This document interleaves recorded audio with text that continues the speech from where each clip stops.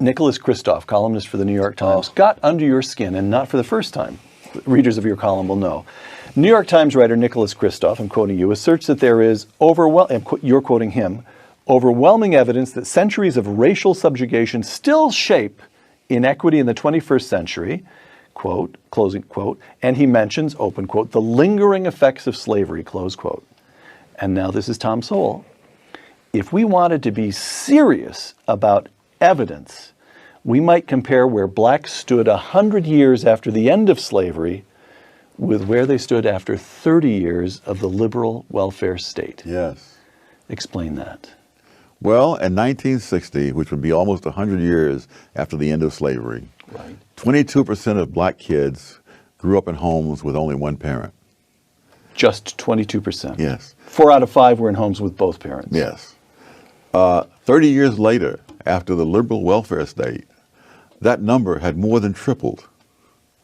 And so I say, well, let us compare, if we can speculate on how much that 22% was due to the legacy of slavery. But we know that that tripling was not due to the legacy of slavery. It was due to the legacy of a whole different set of policies. And you can look at it so many other ways. Education. Stuyvesant High School in New York, as you know, you get into only by passing a very tough exam.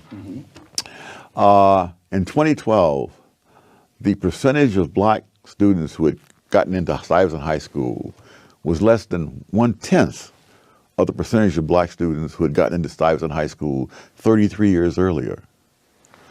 I didn't know that. There's Dunbar High School in Washington, which was an elite black high school for a very long time. In 1993, the number of kids out of Dunbar High School who went on to college was less than it was 60 years earlier, which would have been in the depth of the Great Depression. And so you can run through a whole bunch of other things like that. Look at the housing projects. The housing projects in the first half of the 20th century, during that first 100 years after slavery, did not have the high crime rates, the murder rates, the graffiti, all the rest of it that we associate. None of that was there. People, like the New York Times, Kristof should read his own old papers, pointed out that on Saturday mornings it was common in the housing project of this earlier era for parents to leave their doors unlocked, because some of the parents could afford television, some couldn't. So the ones who had television would leave their doors unlocked, and the kids from the other families could come down there and watch television with them.